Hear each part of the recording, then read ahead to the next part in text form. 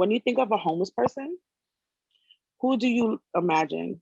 What do you believe are the root causes of family homelessness?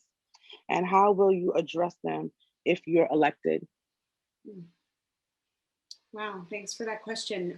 So as someone who has actually provided supportive housing to homeless individuals and families since about 2005, and most recently actually spent the last decade supporting families in transitional housing. I can tell you that what I think about when I think of, the homeless is my community, quite frankly. I'm aware that that issues of homelessness disproportionately impact Black and Brown families and communities. That more than 2/3 of our city's homeless population is in fact families with children, and that only 1% of the families that exit the shelter system with subsidized housing are back within a year, right? That speaks to the sort of cycle of homelessness. And when I think about that, I think about the intersecting and interacting systems of white supremacy and structural and systemic issues that keep families of color in particular from being able to access economic stability, and the relationship between that and housing, discrimination in housing, and families with subsidies and those kinds of things. So I think I hope I'm answering your question. I'm conscious of time as well, but when I think about that, I think about family. I think about community. I've got folks kind of 1 degree separation on either side in my family that have also been impacted. So that's what I think about. Given your experiences in the housing and homelessness field, can you give us your best 2-minute pitch about how you are going to revamp the city's approach to family homelessness, and how are you going to help those families? Yeah, I mean, in the simplest and quickest terms, I would say that I would say a couple of things. Ronald Reagan was infamous for having said homelessness is a choice. And I think he was right about it being a choice, but he was wrong about the fact that about whose choice it was. I don't think it's the choice of anybody who's homeless to experience homelessness. I think it's the choice of our leadership. And so, my first sort of strategy in this is to actually provide guaranteed housing for all. We have to actually move away from this shelter system that is actually pretty expensive. The city spends about $3 billion a year on the shelter system, and actually move toward the idea of housing as a human right, and understand and recognize that being able to have permanent affordable housing is inextricably linked to dignity. It's also connected to an ability to, hold down a stable job and to have our children go to school on a consistent basis, and all of these things that we need in order to thrive, right? So one of the first things I would do actually is to integrate all of our homeless systems with our housing systems under one deputy mayor. I think we made a mistake in segregating homelessness from housing. It has made it possible for us to focus on housing and kind of let the homelessness issue continue to balloon. And what I believe is that, that approach has been penny wise and pound foolish. We don't invest in providing home housing, permanent affordable housing on the front end for people, which means we end up spending a lot more money on the back end in healthcare, in policing, in the criminal justice system, because we know that housing, that the homeless are criminalized as well. And so, I believe that the way to address these issues is really to invest in the front end, make that big investment in ensuring that everybody has access to housing, and then supporting our families in becoming stabilized and accessing the services that they need. I will stop there. So how will you ensure that the families that leave shelter stay housed, which is where you were going with your answer, and that's great. Also, a lot of the city's supportive housing is set aside for single adults. Mm-hmm. But do you believe the city should create or use the supportive housing first model for families? Yes, I mean, I think I think there's something to be said for providing a family with housing, right? That's the first stabilizer. I think housing first is a critical part. But we can't assume that families that have been struggling with other issues are going to be fine just because they have housing, right? And so we have to make sure that we're providing the additional supports and resources that families need in order to stabilize so that they can actually maintain their housing, right? Because what I've seen as a shelter operator for the last 10 years was there was a little bit of not a little bit, there was a revolving door, right? The incentive in the way that the shelter system operates right now is just get them housing. We're not supposed to, and I used to fight with DHS about this all the time, we're not supposed to provide other supports and other services. It's just move people into housing. And when you know that families need other things in order to stabilize and you can't do that, you are actually contributing to the problem, because families end up being unstable and insecure and end up being homeless again within 6 months or whatever, if they don't have the economic stability that they need and the other supports that they need. So I think it's important for families to be provided with, for us to move to a system where we're doing a sort of deep and comprehensive assessment of supports that are necessary, prioritizing housing, and then providing people with the additional supports that they need so that they can stay in the housing. And that has not been a part of the model that we've, and I know this, my frustration, right, has been in running these programs and actually trying to find other ways to provide supportive services. Like I would have to seek private funding essentially in order to provide like job training or education courses or things like that to my homeless families, to my families in the shelters, because the city wouldn't pay for it. And that's a problem. So the most common reason families go into shelter is domestic violence. Mm-hmm. Domestic violence survivors are given a quick deadline to leave HRA emergency shelters, but they also face obstacles to getting housing. You have to be in a DHS shelter to be referred to homeless units in the new affordable housing. Will you give DV survivors in HRA shelters the chance to live in those new homeless set-aside units? And in the case that the abuser has left, what will you do to help DV survivors stay homed and not even enter shelter?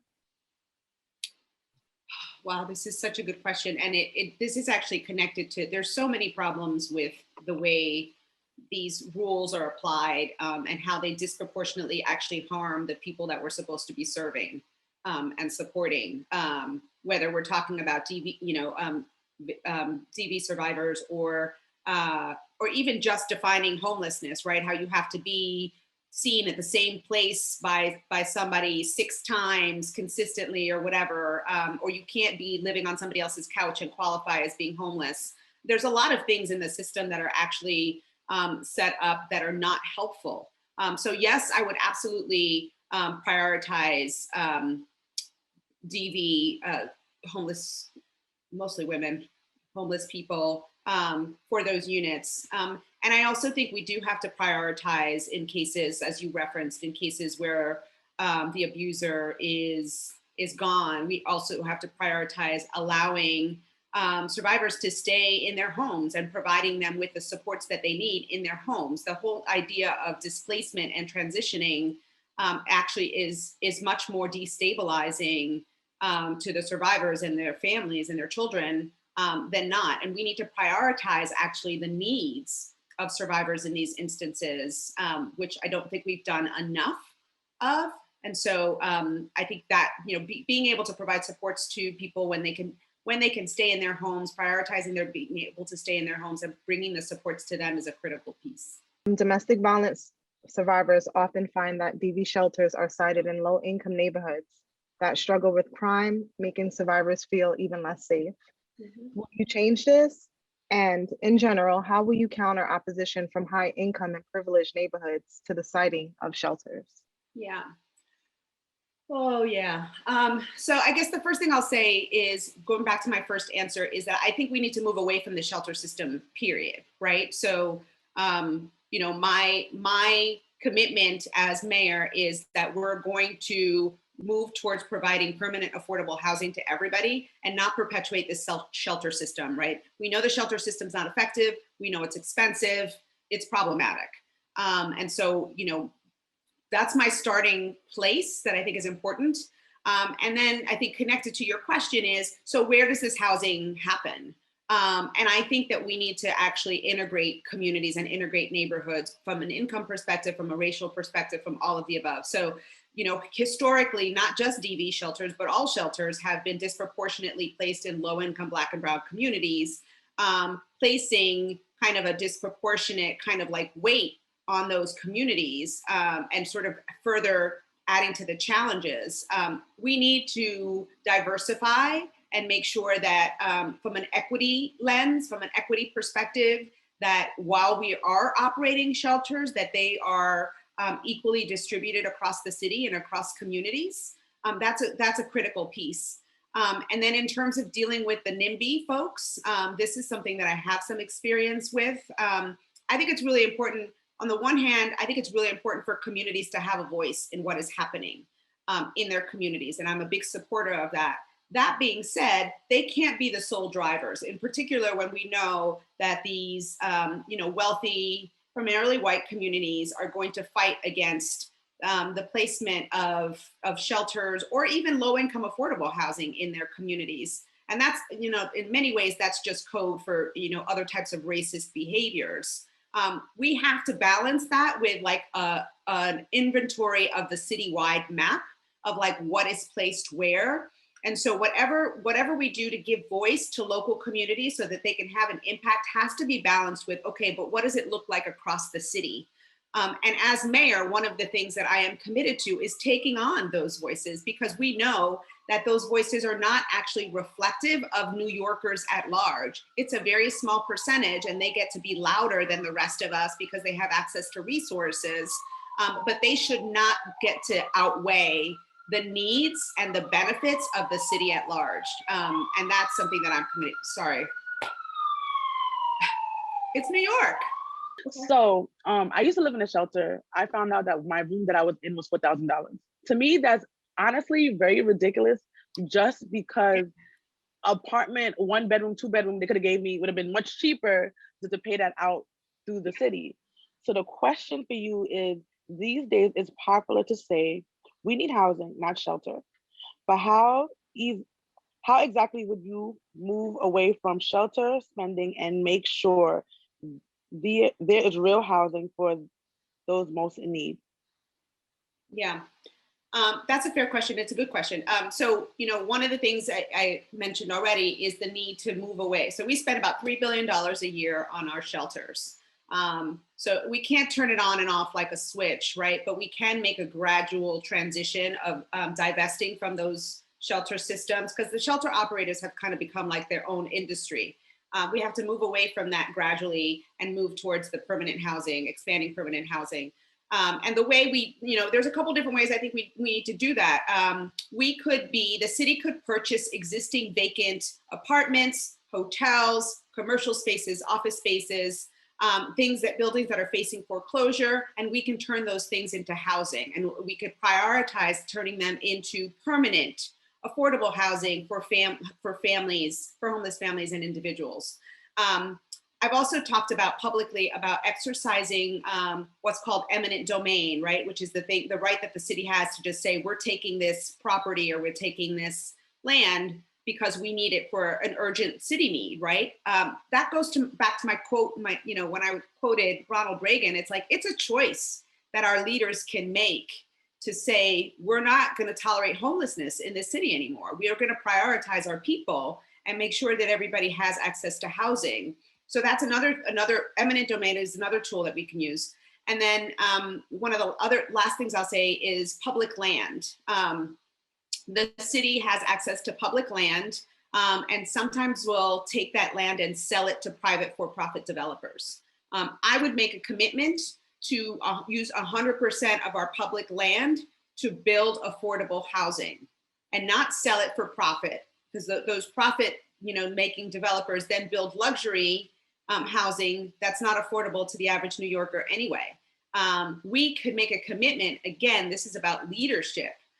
We can make a commitment to prioritize accessing the affordable, the public land that exists only to provide affordable housing for New Yorkers.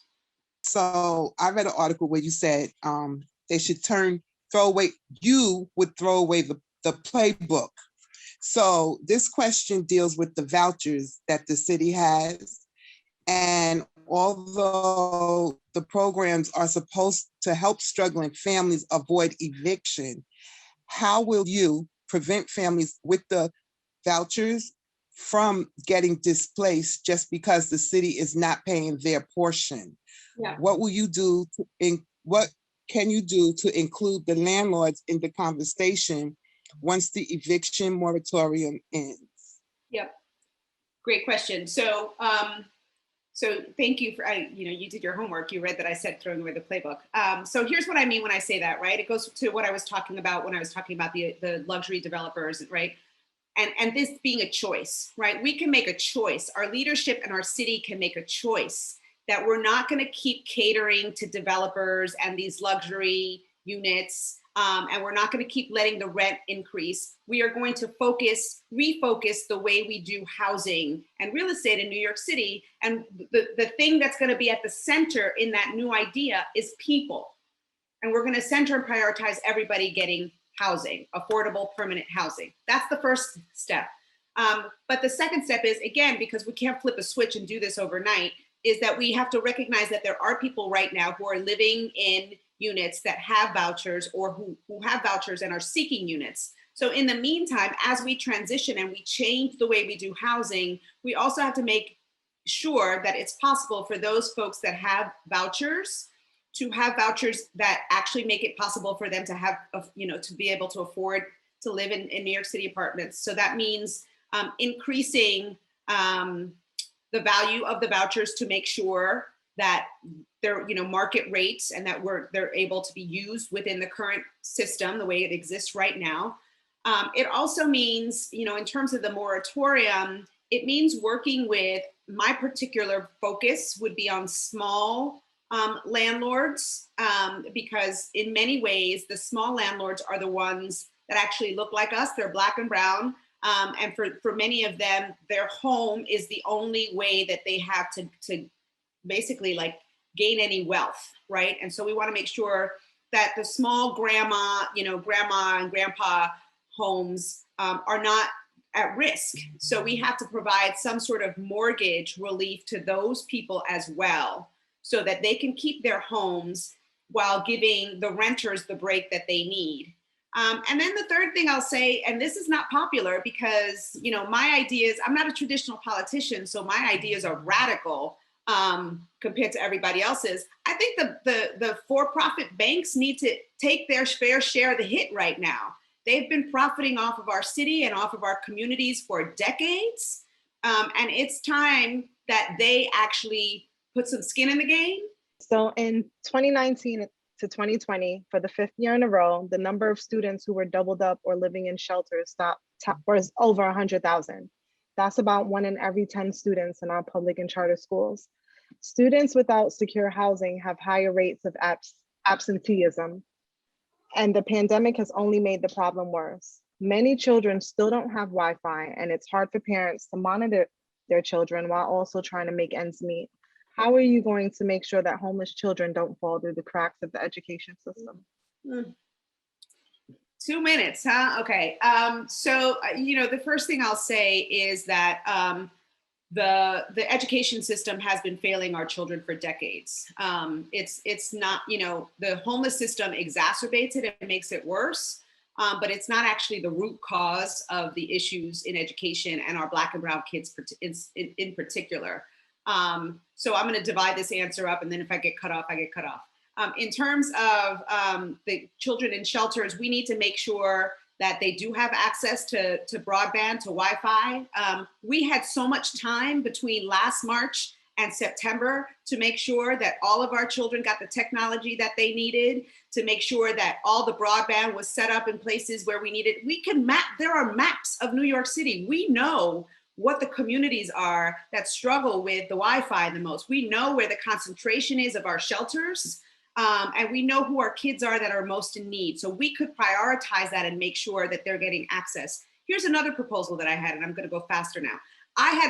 One of the things that I think we needed to do when schools closed was we needed to deputize and annex all the other community spaces, community centers, religious institutions, arts and cultural institutions, and we needed to engage those stakeholders in providing spaces, safe spaces for the education of our children. Because then you can, if you have more square footage, you can actually increase the social distancing requirements for our kids. And many of those places also have staff, community centers that provide after school programs and those kinds of things. Human service organizations, they also have staff that can support your children's educational needs and also support their social emotional needs. And we failed to do that. We failed to build on our community's assets to provide our most vulnerable with what they needed. That's not an accident. I don't think that's an accident. And this is why I'm a radical candidate, because I'm calling out the things in the system that have existed for so long and the choices that our leadership make to continue to marginalize our communities. And what I'm promising is to bring those marginalized communities into the center and to focus our needs first. 2016, they put DHS and HRA together into one system, and Steve Banks was put in charge of it. How do you feel about the way DHS and HRA were combined, and what would you do differently as mayor to make these systems run successfully? Okay, so it's almost like, you know, I've spent a couple of years fighting with Steve Banks in my role as a shelter operator. So, you know, I think the concept was a reasonable concept. I personally have proposed, as I mentioned, one deputy mayor to bring all of our housing and homelessness issues under one person, as opposed to the different agencies that people have to deal with right now. But I think the problem is that the services were still separated. You still had to deal with different caseworkers, different units, different divisions to get your needs as a human being, as one comprehensive, holistic human being met. And those things needed to be collapsed. Like our community members, our neighbors, New Yorkers should be the center, right? And all our services and programs should revolve around you. And we should make things as easy and accessible for you as possible. And our system has failed to do that. We put New Yorkers in the position where they're the ones that have to jump through hoops, where they're the ones that have to navigate, where they're the ones that have to figure out who the right person is to talk to, as opposed to a real sort of customer-driven model that assumes that we need to figure out what you need, and we need to do that as easily and as seamlessly as possible. So one of the things that I've proposed in my sort of administration is that we would have these local and in community-based one-stop kind of shopping centers, not real shopping centers, but for city services, where you could get all of your needs addressed in one place and not have to navigate multiple systems, because that's not your problem. That should be the city's problem. Are there any things beyond going back to the root causes of homelessness question that Kate had asked in the very beginning? You know, are there any issues beyond just housing that need to be addressed in order to address those root causes? How much time do you have? Yes, I mean, so, you know, the premise of my candidacy and my campaign is that so many of the challenges that we're dealing with in New York City today were exacerbated by the COVID-19 pandemic, but existed for long before that, and are systemic and structural in nature, and go back to issues of white supremacy, go back to issues of capitalism and profit. And that all of those things were created by human beings, and that we can make a decision to change those things as human beings. So it goes back to the economics and you know, the focus that we have in the city and beyond on profits, the focus that we have on big businesses that come into our communities, exploit our labor, don't provide our workers with protections, don't provide our workers with benefits, but take profits from our work, from the work of our workers, and take the profits outside of our communities. So we can actually change our economic model to one that invests in our communities and allows our communities to develop and grow and keep wealth among themselves. We could develop a public bank. We can invest in worker-owned cooperatives so that the people from the community are the ones that are owning things. We can invest in our small and mid-sized businesses, because we know actually small and mid-sized businesses employ over 50% of the New York City workforce. They tend to be locally owned, and they invest in a circular economy, right? We're talking about changing things so that the people from our communities are the ones that begin to benefit. That's from the economic side. I can go down a rabbit hole on education, but I don't think you have time for that. And then there's the housing market and how we do housing, which is also based on profit and not based on making sure that the human needs of our people are being addressed and that people get access to opportunities to live in dignity.